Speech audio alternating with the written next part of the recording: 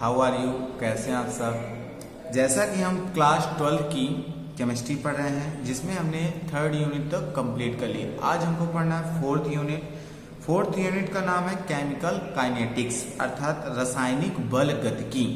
इसके बारे में हम जानेंगे कि रासायनिक बल गतिकी क्या कहलाती है।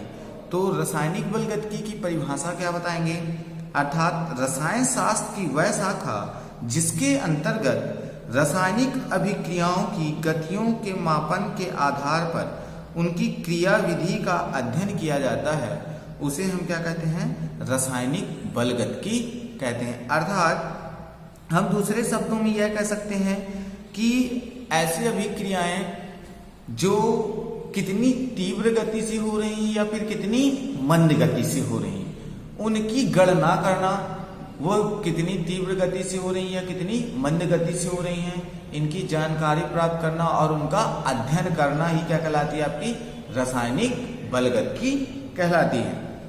अगर हम बात करें तो यह मुख्य रूप से इसे 3 वर्गों में विभक्त किया जा सकता है। जैसे पहला होता है आपकी ताक्षणिक या तीव्र अभिक्रिया, दूसरी होती है आपकी अति मंद अभिक्रिया और तीसरी होती है आपकी सामान्य अभिक्रिया। तो अगर हम इनकी परिभाषाएं जानें तो क्या बताएंगे आप, ताक्षणिक या तीव्र अभिक्रिया की ऐसी अभिक्रियाएं जो बहुत तीव्र गति से होती है, क्या होती हैं, बहुत तीव्र गति से होती हैं, जिनकी समय की गणना कर पाना संभव नहीं है।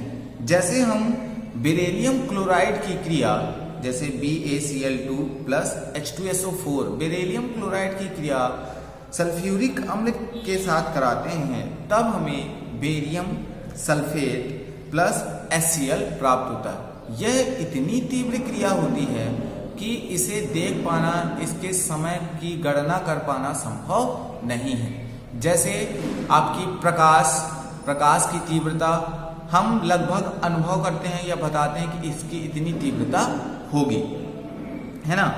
और ऐसे देखिए अति मंद अभिक्रिया, ऐसी अभिक्रियाएं जो बहुत मंद गति से होती हैं, जिनको होने में लाखों वर्षों या करोड़ों वर्ष लगते हैं, जिनकी समय की गणना कर पाना संभव नहीं है, वो क्या कहलाती हैं, आपकी अति मंद अभिक्रियाएं। जैसे भूगर्भ में कोयले का बनना, पेट्रोल का बनना, ये बहुत मंद अभिक्रियाएं कहलाती हैं। इसी प्रकार होती है आपकी सामान्य अभिक्रियाएं। कौन सी सामान्य अभिक्रियाएं, कौन कौन सी कहलाएंगी, वे अभिक्रियाएं जो सामान्य रूप से अर्थात ना तो अति तीव्र गति से और ना ही अति मंद गति से होती, वो क्या कहलाती हैं, आपकी सामान्य अभिक्रियाएं कहलाती हैं। जैसे किसी भी अभिक्रिया का होना, जैसे अगर हम हाइड्रोजन की क्रिया आयोडीन के साथ करा दें तो हाइड्रोजन आयोडाइड बनेगा, तो इसे हम इसकी समय की गणना कर सकते हैं। इसी प्रकार आपका नमक का बनना, और इसी प्रकार आपका जब हम एसिटिक अम्ल की क्रिया एथिल अल्कोहल के साथ कराते हैं तो हमें क्या प्राप्त होगा, आपका एथिल एसीटेट प्राप्त होगा। और जल के मॉलिक्यूल, तो ये कुछ प्रक्रियाएं होती हैं जिनकी हम गणनाएं कर सकते हैं। अब इसके बाद हम पढ़ते हैं अभिक्रिया का वेग और औसत वेग एवं ताक्षणिक वेग, तो इनके बारे में नेक्स्ट वीडियो में पढ़ेंगे।